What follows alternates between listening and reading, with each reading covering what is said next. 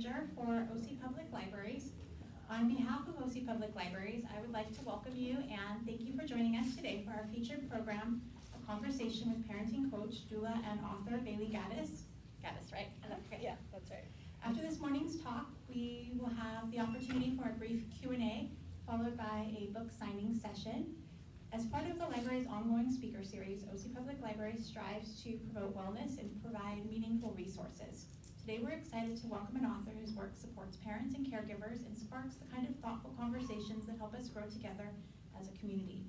To find out more about upcoming talks, please consider subscribing to the Check-In, OC Public Library's digital newsletter, or following us on social media. Bailey Gaddis is a mother and author of Customized Parenting, Creating Easy, Intuitive Parenting Plans for Evolving Families. She's also a certified parenting coach, certified hypnotherapist, certified birthing doula, hypnobirthing practitioner, and founding member of the Ojai Valley Birth Collective, and a contributor for Working Mother, Fit Pregnancy, Pregnancy and Newborn, Disney's parenting site Babel, Elephant Journal, Cosmopolitan, wow, Red Book, Women's Day, Good Housekeeping, Scary Mommy, Natural Solutions, yeah, it's a lot. Natural Mother and more. She lives in Ojai, California with her husband, son, and daughter. Now everyone please help me welcome Bailey Gaddis. Is this on? Yeah. Okay, yeah. Well, thanks so much for being here. Would you tell us a little bit more about yourself and your book? Yeah, absolutely. So you covered a lot of it. You know, I got into all of the, the parenting space when I was becoming a parent 13 years ago now. And I used, it's called hypnobirthing, this childbirth preparation method that like really resonated with me, a lot of guided meditation. I was shocked that it worked for my son's birth. That led into doula work. And then, I was working with these parents that would come back to me saying, okay, great, like we got through, the birth, and now we have this baby, and now this baby's getting older. Now what do we do?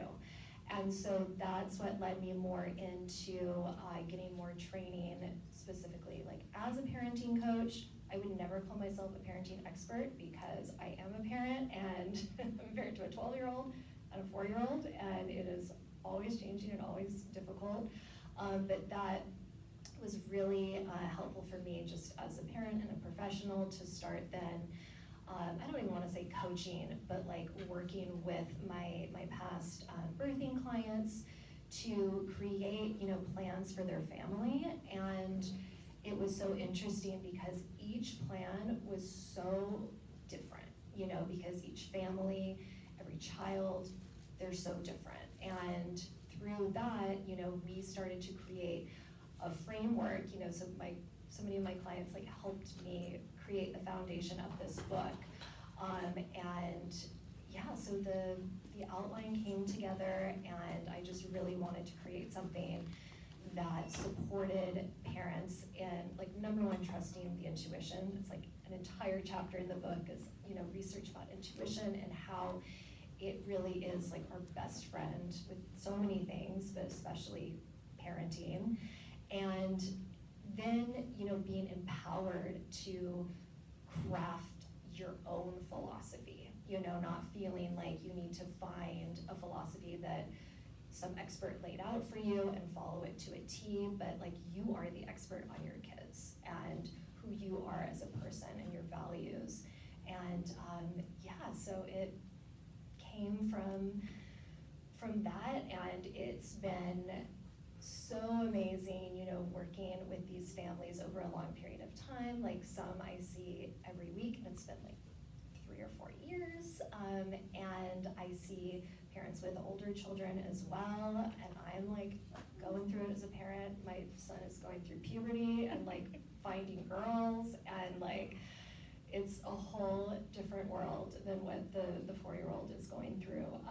So yeah, it's not just my work, but I feel like, my life, it's like all blended up together right now at least. But, yeah. Well, you mentioned something really interesting, and it's something that I've observed, as a parent myself. There's a lot of support in those early years, when you're first pregnant. There's so much advice, so much support.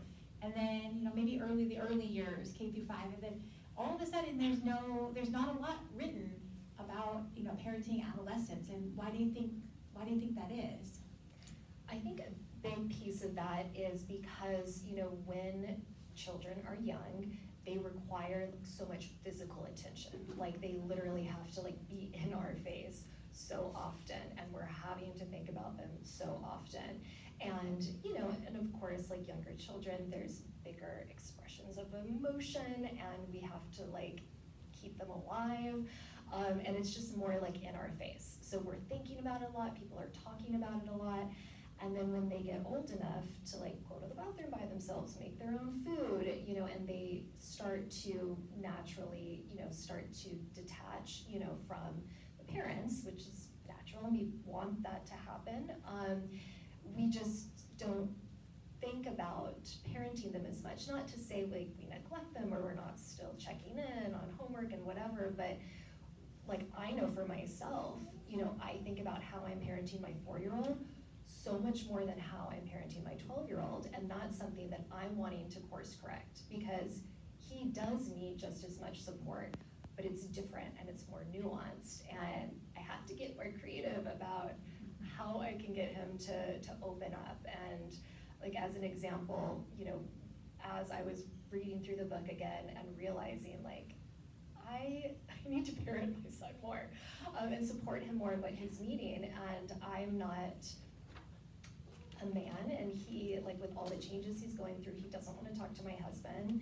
So every Wednesday now, he goes down to the beach with my brother, does a surf lesson, and hangs out with him for a while. And my brothers are a lot younger than me, so they're more not peers, but the cool older guys. And that has been so helpful for him. And so, yeah, anyways, I think that, they're just not in our face as much. And we, at least for me, I just created the misconception, well, they got it. He's good. He seems happy. He's not getting caught with cigarettes or alcohol. He's fine. He's not getting into fights. He's good. But of course, realizing there's still so much going on in his emotional life, and he needs, support just in a different way. So for people that are new to the verbiage, what is customized parenting, and what is a parenting plan? Right, so the parenting plan is a template that is part of the book. You can download it. You can also just write in the book. And it follows along the 9 different areas of parenting that I go over in the book, and has prompts, places to fill in essentially the plans that you want to try out, so I talk about it being this living, evolving document, because our children are always growing, we're always changing, it's not what you write down, I'm gonna try this as a sleeping strategy, or with food, I think this might work for my kid. Just because you're writing it down doesn't mean it's set in stone. And so it's just a foundation to start with, right? Something to fill in, and it gives you a clear place to go back to. Because I know for me, when I just have these ideas floating around in my head, I get overwhelmed, I forget them, so for me, it's really helpful to have an actual document to go back to. When we have parenting meetings, or family meetings, it's so easy to have that thing there to go through, okay, we've been trying X, Y, and Z with discipline, this is working, that's not working, how can we, adjust that, and that's what makes it customized too, right? You're not getting as much influence from the outside, and the idea of the book is I spent 6 years writing this book, and an entire year was spent just reading all the parenting books, but also all the peer-reviewed studies about everything I write about. I think there was 200 resources or something. So trying to find all of that good information for us, so other parents didn't feel oh, there's so much I need to research, and I need to read all of it, so trying to pull what I thought could be helpful for different types of parents, not just oh, the people that think exactly like I do with parenting will love all of this, but really trying to be conscious that there's so many different ways to do it.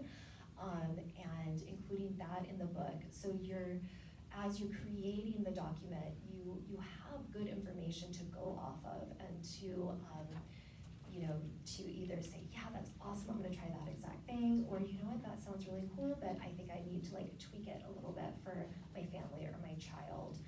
And to really, finish at least that initial process of creating the document, feeling like this is customized to my family. Like I used my intuition, my knowledge, knowledge that I gained from the book or, other places, and I can really take ownership over this. And, when kids are old enough to also contribute to it, I found that my son is much more willing to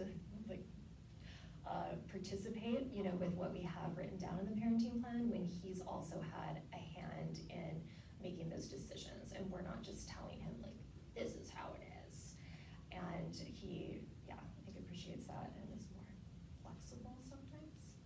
Yeah, so you actually talk to it's not just, you and your, parenting partner, you and your spouse, it's you talking with your son about it as well.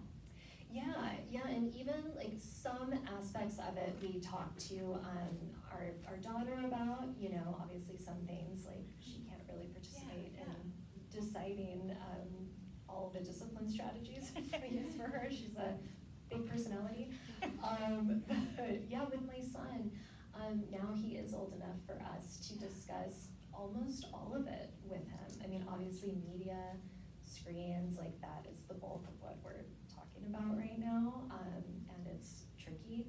He wants to be like 18, and he doesn't understand why like the parental controls are set at 12, because he's 12. Anyways, I could go on and on about that. But yeah, it's been really helpful to like sit down and talk as a family, and then have my husband there as well, so we're on the same page. And it just, it's like a bonding experience too, right? Like when you're coming together and obviously having to make compromises, because very rarely, like for my family, do we sit down and we all completely agree about how to go about like screen time or whatever it is. So when possible, I think it's great to include the child. Yeah.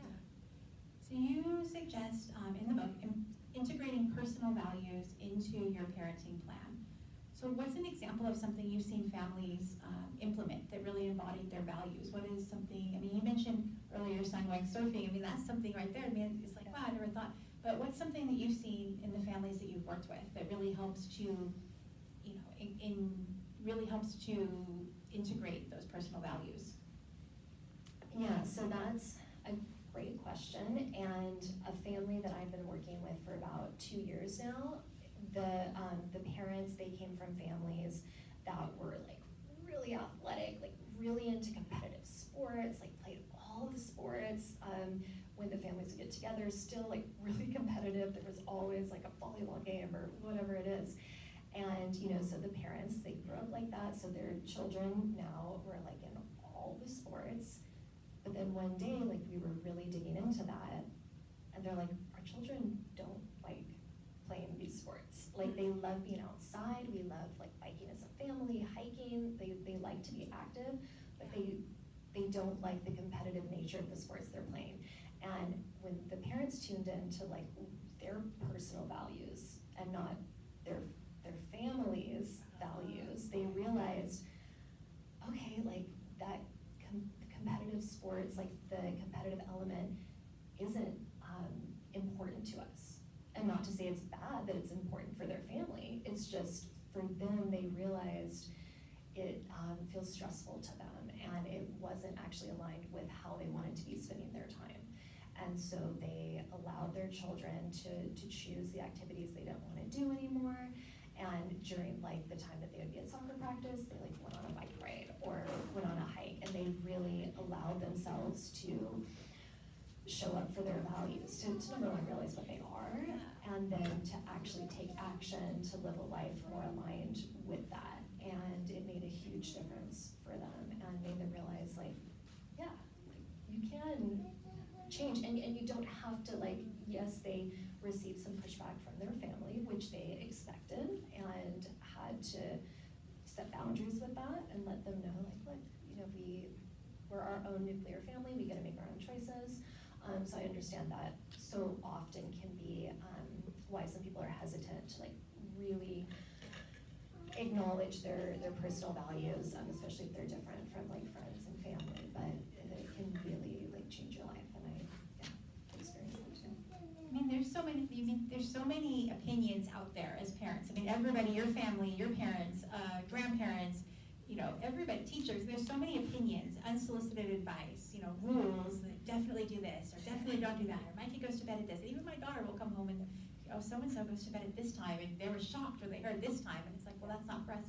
How do you navigate that? What's your advice for navigating that? Yeah. I used to get like super triggered by advice that mainly came from my mother-in-law, and it was like a big thing, and I like the second she would start to give me parenting advice, I would just like put up a wall. And so what helped me was realizing that usually the person that's like giving the advice, they are coming from a good place. You know, they're usually not trying to like put us down, but share something that really worked for them, or you know, they're really excited about. And so to remember that, you know, and for me that helped to lower my defenses, but then also come at the advice from a more objective place, you know, so I could remove the emotions and then again look at the information objectively and think like, okay, is this actually like an interesting idea? You know, because sometimes we do get good ideas, you know, from all the advice givers, or realize that, okay, yeah, this isn't aligned with, you know, what we want to do as a family. And then to be able to just calmly be like, oh, cool, like, thanks for sharing, and just like move it along. And because I feel like it can be so triggering when we take it as an insult, right? Yes. And And that's usually how I would take it. And so it would be triggering, it would impact the relationship. So again, just, you know, realizing, okay, they're coming from a place of love, probably. And I don't have to like take on what they're saying. You know, I can use some of it, or I can just like say thanks for sharing. Cool. I think the word triggering is really a good word to use, because I get that feeling, and I feel like, well, maybe it means maybe I'm a bad parent, maybe I should be doing those things. But then I think, and you're about to talk about intuition and using your own intuition. I think there's a lot of values to that, because I think a lot of it is the trigger because I feel guilty, or I feel bad, or maybe I should be doing this. Right. Yeah. Yeah, so again, I devoted like an entire chapter to intuition because it's talked about a lot, but I think for some people, it's like, okay, great, like, but it seems like such an abstract idea, like, where is my intuition? What does it sound like? Like, how do I access this? So I really go deep into finding it and discovering it and like what it actually means, like, and doing activities, you know, starting small, like, what do I want to eat for lunch? And like really listening to what you actually truly like want to eat. And just with small decisions like that, learning what your intuition not just sounds like, but feels like. You know, I talk about how the stomach is sometimes called the second brain because there's like so many nerve endings and we get a reaction in our stomach. It's very connected to the intuition. You know, when a decision just like doesn't feel right, usually our stomach tells us, you know, so learning the signals that your body gives you when something feels like the right decision or the wrong decision, and that will really guide you so well with parenting, because it is going to help to tell you, like when you're reading the book and you come up to like an idea about discipline, your intuition will tell you pretty quickly if that feels like something that would work for your family, or if it's like, that just doesn't feel right, and to trust it. So that's the next piece, like finding out what it sounds like, but then learning that it's okay to trust it. Like, it has our best interest at heart, and our intuition is a combination of like all of our past experiences, everything that we've learned. Like, so it's not nothing. It's based on so much information that's in your subconscious mind. And so again, it's okay to trust it, and the more that you do trust it and you follow its advice, that trust builds, right? Because we start to see that, oh, now I'm living a life more aligned with who I actually am and what I actually believe. What are some of the most common parenting challenges that you encounter in the families that you meet and work with? Sleep is a big one, which I'm sure nobody's surprised by. We're currently still working on getting our daughter in her own bed, which I used to be so embarrassed to share because I was thinking like, oh, all other families, like their kids are already sleeping in their own bed, right? So it makes me feel so much better, like just being honest, right? I mean, that's another piece of the book, being okay to like share and knowing that you're not the only one. And so that's a big one, like figuring out like where do we want our kids to sleep, bedtime, and there's a lot of opinions with sleep, as you probably don't know.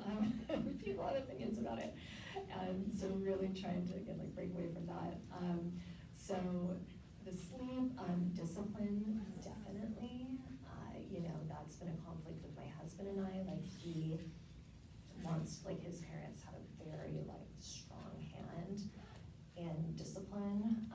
His parents are originally from Australia and they were really old school. They had the magic spoon, which wasn't so magic. I guess it was magical for behavior based on his parents' beliefs. So anyways, he's definitely not like an advocate of corporal punishment or anything like that, and his parents aren't either.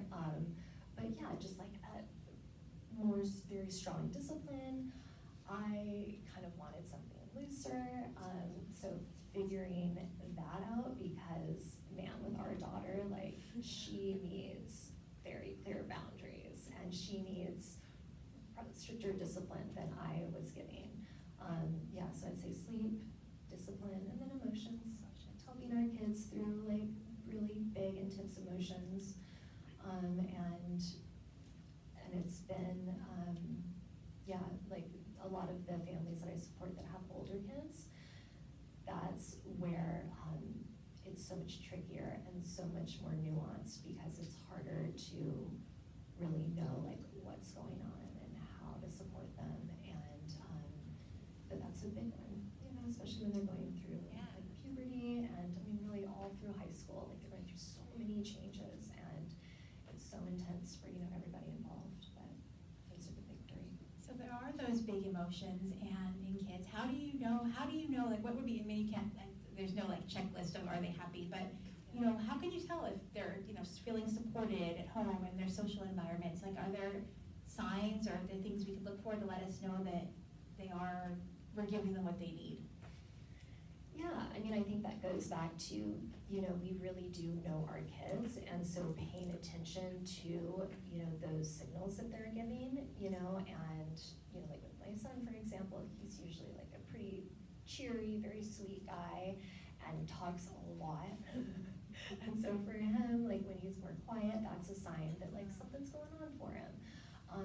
With my daughter, it's easier to tell, like she will tell you exactly what she's feeling, but some younger kids aren't like that, and so talking to like their other caregivers, that can be really helpful. Like at school, usually I'll have a brief check-in with my daughter's teachers every week just to see like how is she doing at school. She's like devastated when I leave. How is she 10 minutes later? So asking the other caregivers, are you noticing anything? And then, obviously communicating with your child, but with younger kids, it can be hard for them to express, like, if they're happy or not. And with older kids, same thing. Like, it can be really hard to get them to like talk about anything, but video games. I know so much about Roblox. So yeah, again, just really paying attention and seeing if something's different, and then of course, like we can ask, how are you feeling? How are you doing? Is there something in particular that you need that you're not getting? And sometimes they will give you really interesting information. So your background spans journalism, hypnotherapy, hands-on doula work. Which of these experiences influenced you or sparked you to start writing books?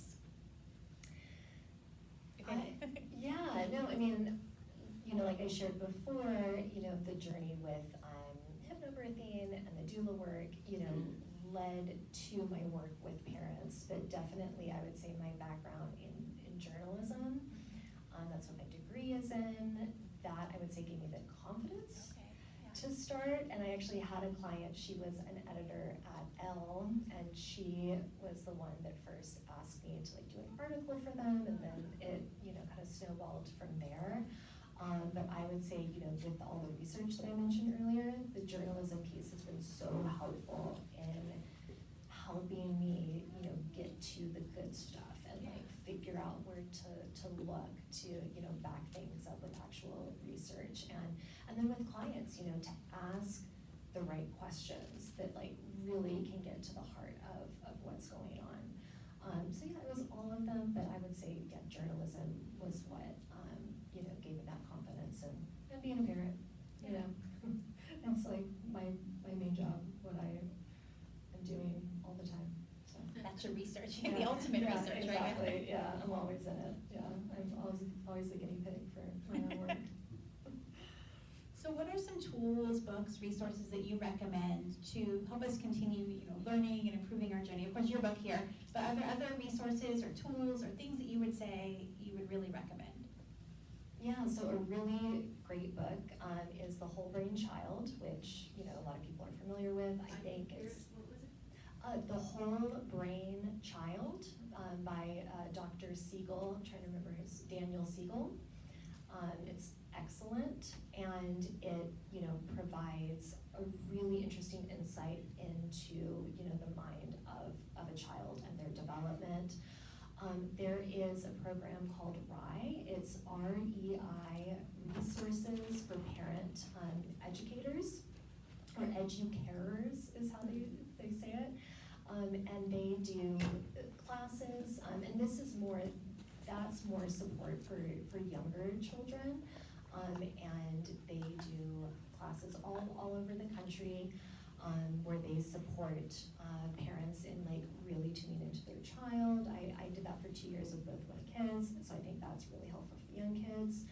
And then for teenagers, there's a really amazing book. I think it's called The Emotional Life of Teenagers, and it's a really great book for going deep into, again, the emotional life of the teen. But The Whole Brain Child is helpful for all ages. I mean, for ourselves and learning what's going on when we're in fight or flight, so it's a really great book to use. If there was one parenting message that you could put on a billboard that you would let all the parents know that everyone that drove by, what would it be, if you could drill down that? But what would be something that you would wish all parents knew? I would say, you got it. You got it. You're not failing. For me, I'm so often would think, oh, am I doing this right? And just torturing myself, but to just be you got it. You do. We all got it. So what's next for you? What are you working on now? Do you have any books in the works, or what are your plans? What are you up to? Yeah, so I am starting to do more workshops, very similar to this, based on the book. Working with my team to create an online course based on the book. And then I am working on my next book. We're rewinding back to before pregnancy. My last book was called Asking for a Pregnant Friend, and it's answers to 101 questions about more taboo topics about pregnancy, childbirth, early parenthood. And so this one will be the similar format, more answers to more taboo, really tender, vulnerable questions about infertility, fertility care, egg donation, sperm donation, surrogacy, all of that. So kind of the preconception piece, but at the same time really doing as much as I can to share, the customized parenting philosophy and just connecting with as many families as I can and just going on the journey together. I love that. I love that you're doing that, because I was reading some reviews or articles articles that you had written, and some of them were those questions that, you're too embarrassed to ask, I guess, even ones where I was like, I wouldn't even have asked my doctor that, I would have been really embarrassed. But they're questions that you would want to know, and so I was like, wow, that's amazing that you're out there answering those questions. Yeah, I had to get real open and real vulnerable. I had to warn my husband. It's like, you're in it a lot, sorry. But, to realize, let's take away the shame from all of this. And we take away the shame by talking about it and being open about it. And I figured I might as well start with myself. And, I can't tell other people to be brave and open about those topics if I can't be, so. I love that. Thank you. Thank you for all your work and for opening that up, opening up those conversations that are, awkward, but that we all want to know. Yeah, exactly. So those are a lot of my questions. I've asked a lot of questions, but I'm wondering, does anybody in the audience have a question that they would like to ask? I see somebody back there. Yes. Hi, my name's Camila. I was wondering if you still have your in-laws and relatives still living in Australia?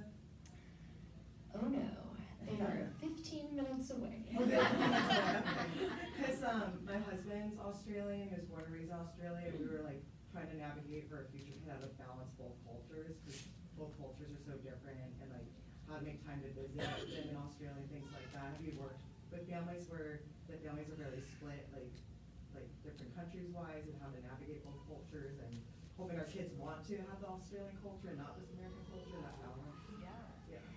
Yeah, so my husband still has a lot of siblings in Australia, so, obviously, it's a lot to go over there, so we try every few years to go for like a month or something and to really, not just connect with family, but with the culture, we do a lot of camping, the museums, like all this stuff, and then my husband, because he grew up there, he naturally does bring, a lot of the culture into our household. And again, like what I was talking about with parenting, there's some things that were more like embedded in him in Australia that at first I would be like, no, that's not the way we're supposed to do it. But being more open to allowing the influences from his culture to come into our family, and pinpointing what those are too, like asking him what does that mean to you, like the culture of Australia? What pieces did you really resonate with? Which pieces do you want to bring into our family and focus on? But that's a great question. And obviously, like FaceTime calls, we do that all the time with the family there. Technology can be so helpful in that way. But it's a beautiful place to visit. So.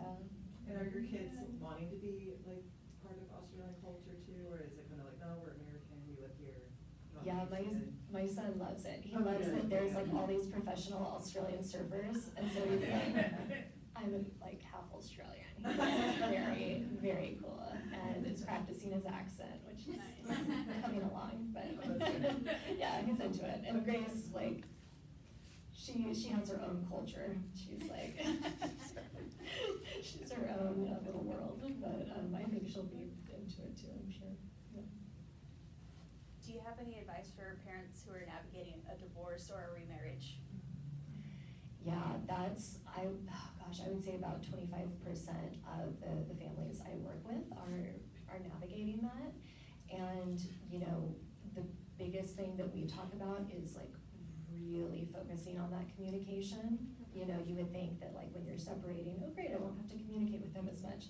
But it's like, no, now is like when we really need to like communicate and figure out, what is best for, how do we do the separation in a way that not only honors like our own needs, because obviously like we still have to care for ourselves, right? It's not just about the kids, but also how are we gonna support our kids through this when possible? Again, like incorporating the children into it, sometimes it's like not appropriate, so obviously like that can vary family to family, but really like communicating, because when that communication is not clear and we're not doing it on a regular basis, that's when, right, like so much tension and misunderstanding can come in that can create a lot of the conflict. So yeah, I'd say communication number one, which is easier said than done, like totally, but something good to strive for. Yeah. Hi Bailey, I love what you're doing,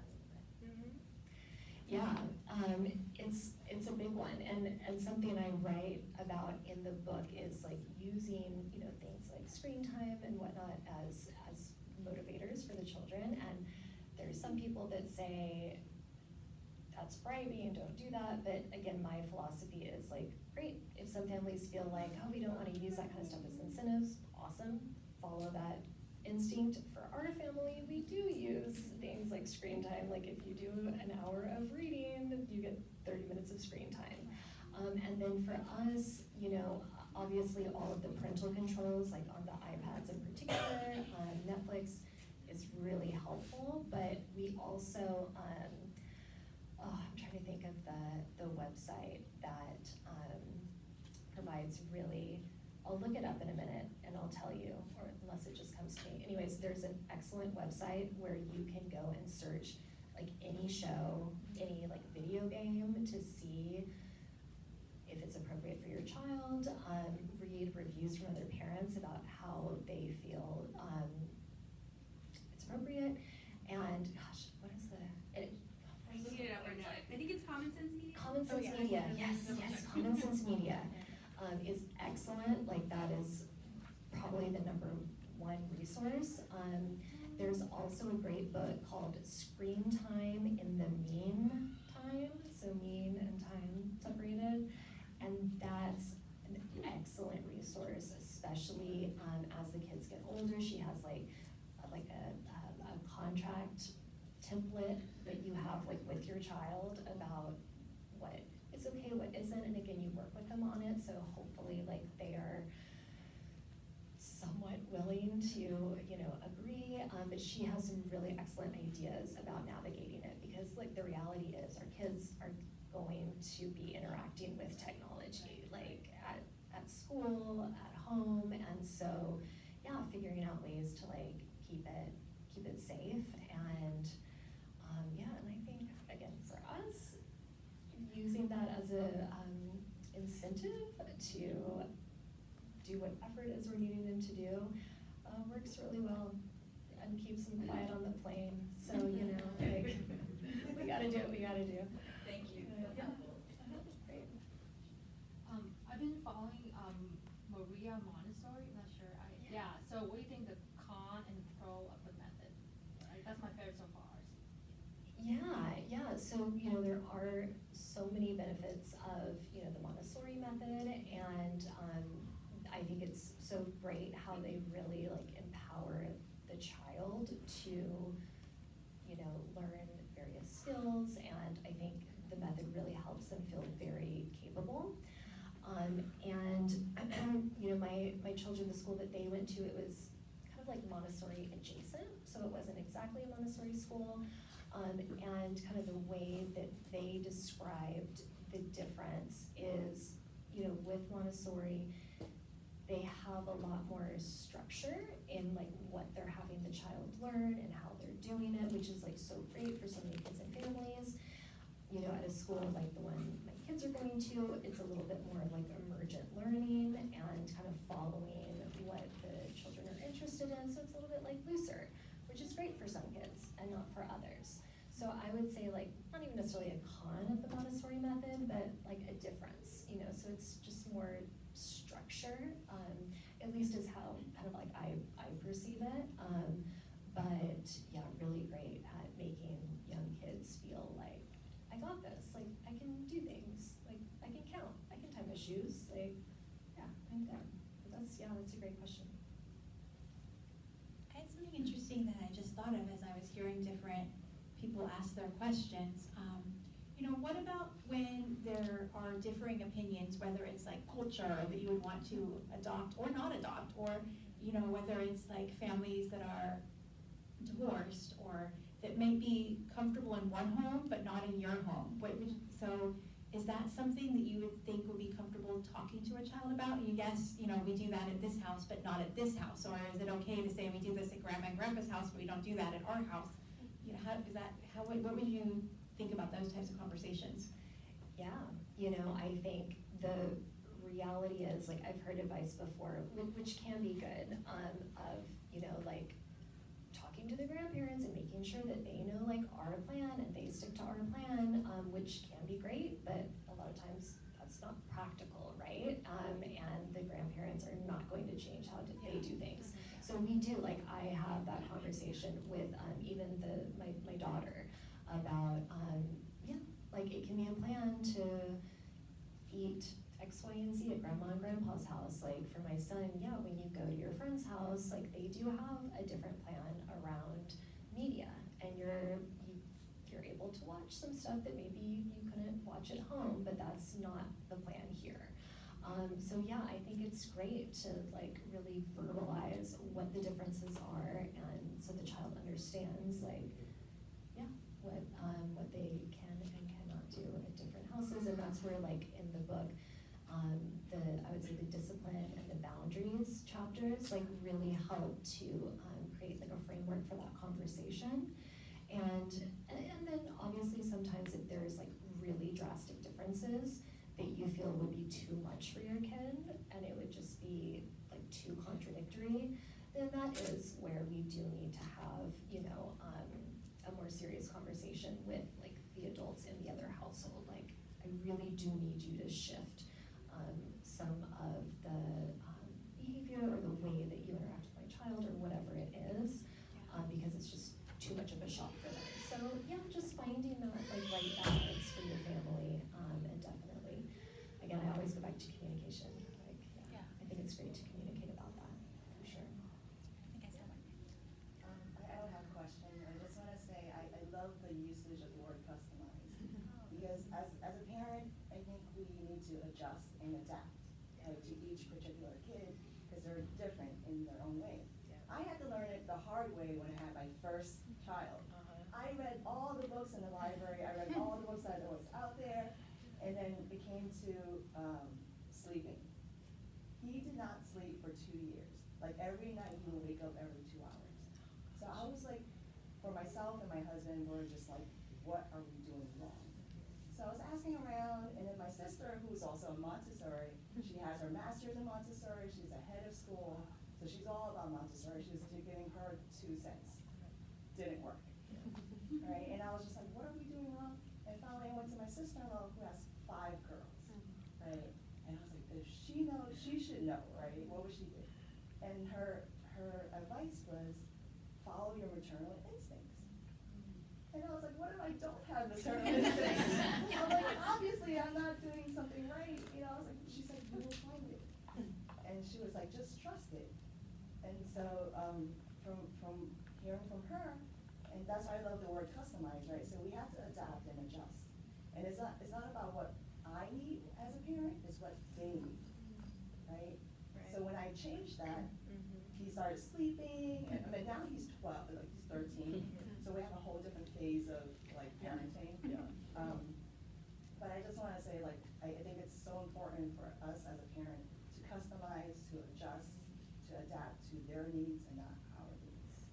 Yeah, that's an excellent point, because it seems like such a subtle shift, but it opens up so many new ideas when we try to see the situation like from the eyes of our child. And like with sleep, that for my daughter, it's made a big difference with supporting her by trying to tune into like, okay, she's like actually feeling really frightened about like X, Y, and Z. Like, she's not just trying to be like really difficult, so it kind of softens my, my feelings around it and makes it easier to like come up with effective ideas. So thank you. I'm so glad that, you resonate with that idea and that you brought up that point about, really trying to see it from their point of view. I'd like to add on about the comments about sleep and how every child is so different, even with the same parents. My stepdaughter had some serious difficulties with sleep and waking up in the middle of the night until she was about 8. Now, with my daughter, I was glad that by 2 years old, she at least started the night in her bed. Now she still at 4 years old had half the time she'll end up in our bed, but she goes back to sleep very easily. So that's nice. That even if I wake up with an elbow in my face, at least she's Yeah. asleep, Yeah. so I get to go have my coffee in peace. Yeah. Yeah, and that works for you, right? Like, we have a very similar setup. And again, my mother-in-law, she's like, she should be sleeping in her bed all night. And it's like, well, you know, we get more sleep when we just allow her to come into ours, and yeah, I can sleep with her little hand over my head, or I do kind of sleep like this sometimes. So I get extra noise, but it works, I'm still asleep. But yeah, that's great point, yeah. But for all of it, I think finding people to surround yourself with that you can share stuff like that with, right, and bring it out.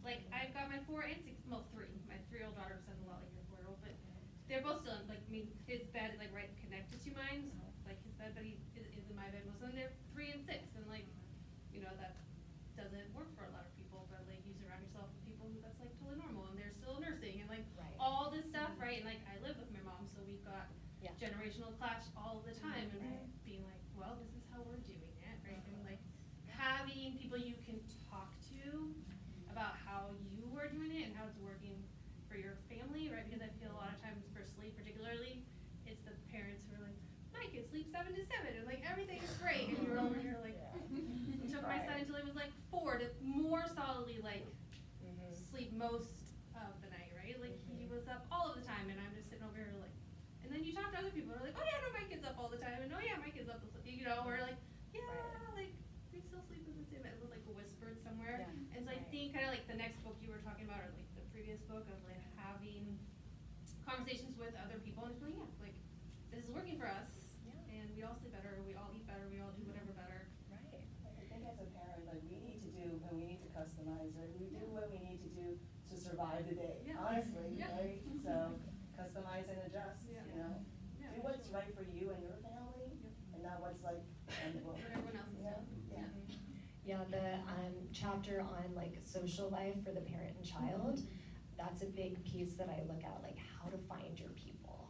You know, like that group that gets you and is going to support you in like whatever it is, that you'll feel safe to share.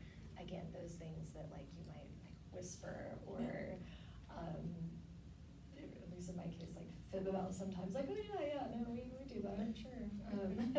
But yeah, like ideas for, finding your people. On the topic of like social life, some of my friends have struggled with their teenagers. Like my boss in particular was telling me like his teenage son wants to communicate primarily digitally, like hang out with his friends online, hang out with his friends playing games or something like that, and like finding that balance of like, or knowing what the right thing to do is and like what kind of social time is important has been a challenge for him and a couple of other people I know. I'm curious your thoughts about that, because like I worry about that in like our future and like what to do, because I don't know, just with like the world becoming more digital and like and all that, like I see value in learning how to do that, but losing face-to-face social thing also doesn't seem good. I'm just curious what you think. Yeah, well, we are in that exact same situation right now, and you know, some things that helped, like obviously number one, like balance. You know, we had to have stricter boundaries with our son of like, okay, cool, like you can be on Roblox, chatting with your friends or whatever for like half an hour, like depending on the day. But then we do need you to like go on a bike ride or like do something outside or meet your friend like at the ice cream shop. And then something else, I realized that both my husband and I had, because we never played video games or, you know, so neither of us really like got it. And we had a lot of judgment around it. And when we were communicating with our son about the games, I noticed like, we're making it sound like he's doing this like horrible thing, and it's something that he loves and he's really interested in. He likes to like design games. It is like a passion of his. And so to shift how we come at it and realize like, cool, like this is something we realize like you really like, we're supportive of that, but we also want you to, you know, be outside and see friends. So it's not like we're trying to take away what he loves, but just trying to balance it a little bit. And he became so much more willing to do that once we shifted our perspective on his time online, you know. And like you said, it's just becoming more of a reality, but obviously, like, most of us probably don't want a society where we just communicate on a screen, right? Like, we want to have that balance. But yeah, that's a great question. Yeah. I have a tip on that with the video games. Yeah. Most of the games that my son would play, if he did something cool, he can take a clip and it backs up 30 seconds and takes a small video of it. Yeah. And so then when I would sit down, I said, let me see your clips. And I visited my nephew in Las Vegas the other day. He came out, you didn't ask for my clips. That's something he was showing me on his phone, because they can, you know, they access it anywhere. It's saved like a little video. That's a great idea, because they do, like, they're passionate about it, they want to share it. Yeah, you might not want to And- see it, but. Well, right, it's like, yeah, great. But that's a great point, yeah, like engaging when we can in that passion. Like, my son loves nothing more than when my brothers are over and they play like Mario Kart with him. It's like lights up his life. But that's a great point, like the clips, like finding, yeah, little ways to show some interest, I think, yeah, can make a big difference, for sure. Just like broadly about like technology and media, it's something that I don't feel particularly old, but it's something that's changed so much from the time I was a kid until now, and the phones follow us everywhere. Do you feel like there is like a magic number or a magic limit for screen time as your kids are growing up and they're starting to, I think even with our like 2-year-old, 3-year-old niece, they even now know how to navigate a phone really, really well, and they're very locked into that. Is there like a magic number or magic limit for screen time? Yeah, you know, for a long time, there were recommendations that like children don't do like any screens at all until like, I don't know if it was 2 or 3, you know, a little bit later. And then newer research has come out like, okay, well, it's not like as harmful as we thought. And the reality is, like, so many parents are having to use some of that when the children are younger.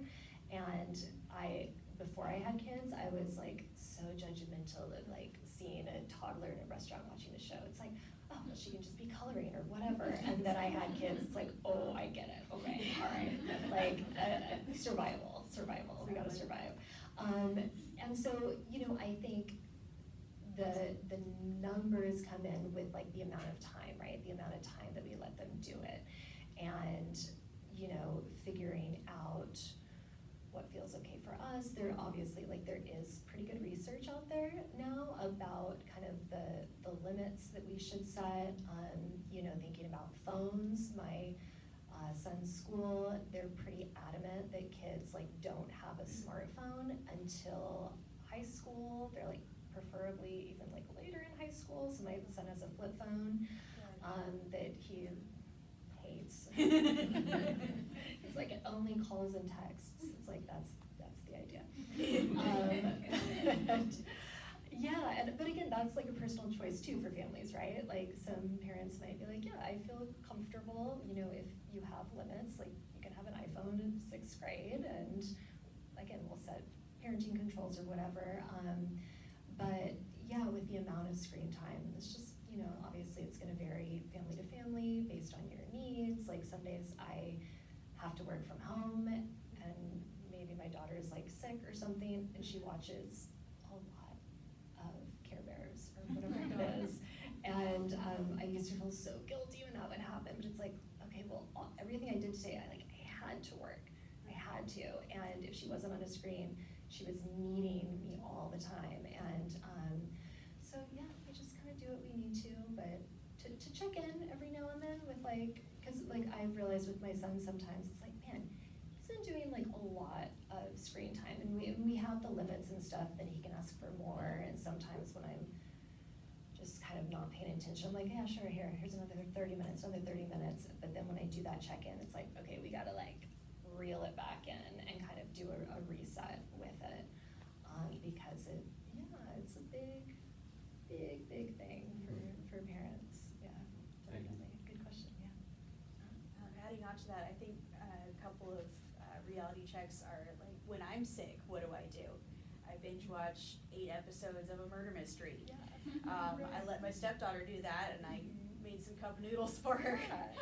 And then, like, realistically thinking, okay, if I am working from home, okay, maybe I could set a break here, but honestly, there's only so much I could do when I have to be here and she has to be there.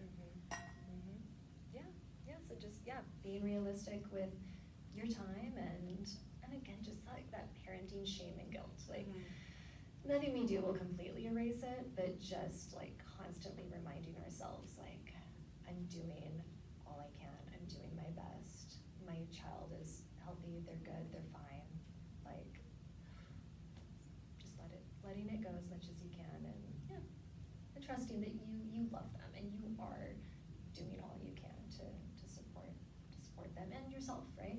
We can't forget about our own care, like, it's just as essential. What you mentioned too was just so interesting, like the judgment too, our own judgments that we put onto things. You know I have my own judgments, like we mentioned this, the social aspect. I was like, my daughter can't be on the phone, you're little, who are you even talking to? Then I realized all of her little girlfriends when they're little, they had like a FaceTime group and they're all just FaceTiming each other talking about like the boo-boos or something. It's nothing, you know what I mean? It's not like anything. And it was my own judgment. It was my own judgment or preconceived notions of what I assumed they would be doing or something like that. No, I know, that's a great point to like really, again, going back to like the clips that you were mentioning, like really figuring out, well, what are you doing? Like, how are you interacting with the screen? Like, what are you watching? Let me actually watch this show with you, which I have to do a lot with my son to figure out, like, it's like, oh, it's just anime. It's like, oh yeah, it's horribly graphic, violent anime. We're not watching this anymore. Like, no, thank you. But yeah, getting engaged, which not only, again, helps us figure out if something needs to be off limits or whatever, but also like showing some interest and then removing, like you said, some of that judgment. It's like so helpful with that, for sure. Oh, I love this conversation. Do you guys have any other questions? Not yet. I look forward to continuing the conversation. We're going to do a signing. You guys got copies when you came in the door. So we're going to kind of reset the room. We'll move this table out in front. Give us a couple minutes and then we can do a signing. You guys can ask some questions that way. But first, you guys, please join me in thanking, Bailey Gaddis for being here with us today. Thank you for the podcast. It's on our radar. It's on our radar. Because I love to talk, so yeah. That's a great idea. Thank you guys all so much. I really appreciate it. You guys have great questions.